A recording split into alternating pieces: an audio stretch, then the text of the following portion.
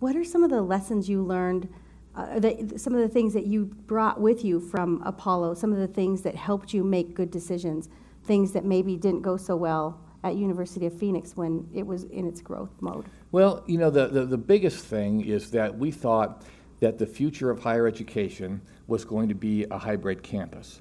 What we believed is to create a hybrid campus where we had a traditional campus rooted in this physical location for traditional students, 18 and 19-year-old students leaving high school and going to college for the first time, combined with an online campus, leveraging a common infrastructure. And that was really what was key, is the leveraging that common infrastructure.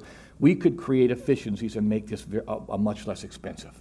And that's really what's happened. The exciting thing about Grand Canyon today is that the average student on our campus pays $7,800 a year for tuition after scholarships.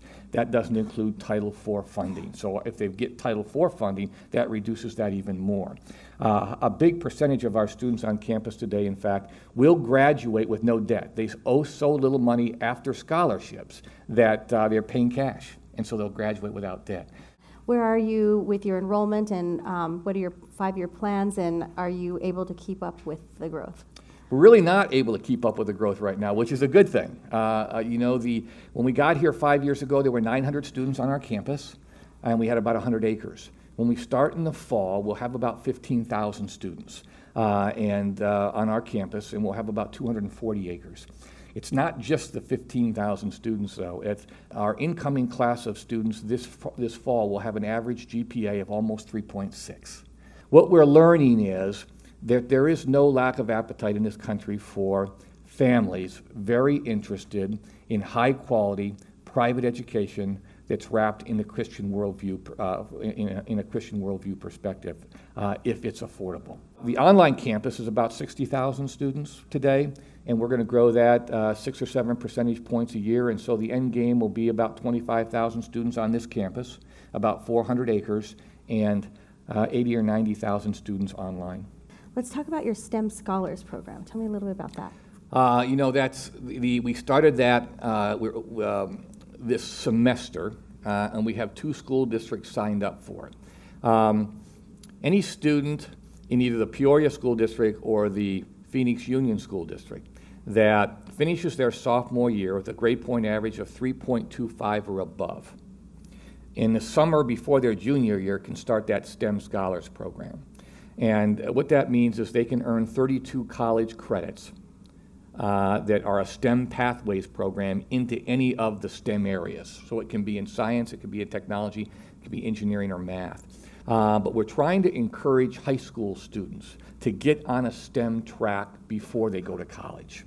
And the program is proving to be very popular. We want to get, our first goal is to get 700 kids involved in the program in the next couple years. Many of them will want to transfer to Grand Canyon, but they can transfer to other places. What we really want them to do is get on a track believing that they can be a good math student and a good science student, and they can have an engineering career or a biology career.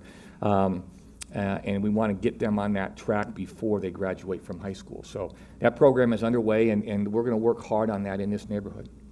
And what about bringing big names like Jerry Colangelo and Thunder Dan? Our business program was growing, so we said, what if we start the Colangelo School of Sports Business? He got excited about that, really excited about that. That program is growing so rapidly that after a couple years of the Colangelo School of Sports Business, we said, you know, Mr. Colangelo is so much more than a sports guy. You know, we all know the Phoenix Suns, we all know the Arizona Diamondbacks, we all know now USA Basketball, but he's got a very dynamic, very successful real estate firm. He's just been involved in so many things, and the parallel, the growth of the university, the growth of the city of Phoenix, and the growth of Mr. Colangelo and his career are so parallel. He's on our campus a couple times every week. Our students know him. He guest lectures, and it's a wonderful thing to watch. I mean, we crowd 120 kids into a lecture hall, and they hang on every single word he says. For us to have him here is an unbelievable blessing for us as an entire university. Dan Marley, when the Suns passed him by for their head coaching job and he resigned, he started showing up at our games sitting in the front row. And so I called Jerry and I said, Jerry, does he have a resume in his back pocket? Is he interested? This is an educational experience. This is a chance to mold and shape kids and build a program where you're not just a basketball coach, you're an educator. And you're teaching, you know, I tell you, the first year here, kids were a little scared of him. I mean, he's the intensity that he brought to his professional career, he's bringing to this. And he expects the same out of them as he expected out of himself. And so they've gotten accustomed to him now.